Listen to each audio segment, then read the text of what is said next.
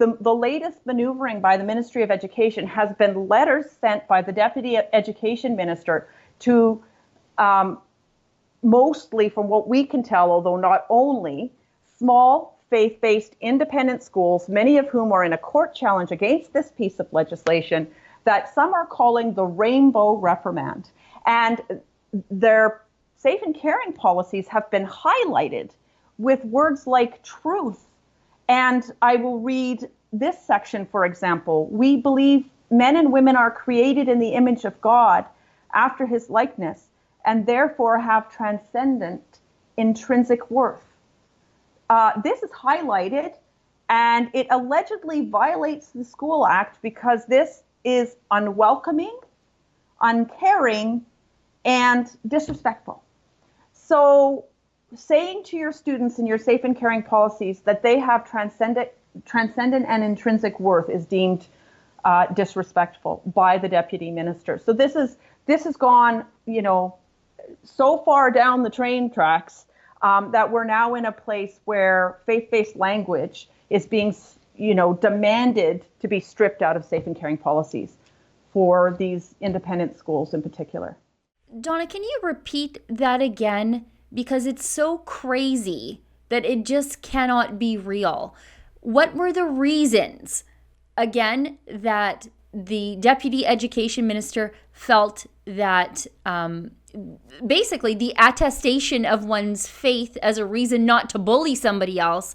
Why did the education or the Deputy Education Minister say that was not allowed? Well, all I know is that the schools have asked that exact question. They have actually, basically, as far as I know, just sent back a reply saying, why is it unwelcoming? Can you please describe why it is unwelcoming, uncaring, and or disrespectful for us to say that men and women are created in the image of God after his likeness and therefore have transcendent intrinsic value?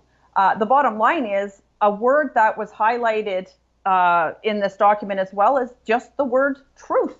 Just that word highlighted and pulled out as unacceptable in safe and caring policies. The excuse that's coming to people that, and I don't know about these schools, I haven't heard what kind of response they're getting, but from others that I have been in communication with, Parents for Choice in Education, the excuse that's coming back from the Alberta Ministry is that we're not telling these schools that they can't teach their faith in the schools. They just can't have faith language in their safe and caring policies, like the word truth, apparently. And our response is that's completely illogical, because what that's basically saying is you can have your faith-based school and you can teach your faith-based perspectives, but you cannot tell your students that they are true. And when we have a government that is literally coming in and telling schools what their policies must be, their policies are their identity, especially when it comes to how best to care for some of their most vulnerable students in those schools. So we have one man in government that has the power to come in and transform every school in this province from the inside out into one-size-fits-all institutions. And that basically would crush any genuine choice, because if all choices in education are made the same, then there is no choice to be made. That's an excerpt from my weekly full-length show, The Gun Show. On my show, I take on the issues of the day through my Alberta conservative lens, and I talk to the real newsmakers the mainstream media ignores. To get access to my show and all of our other premium content, click the link on the screen to subscribe today.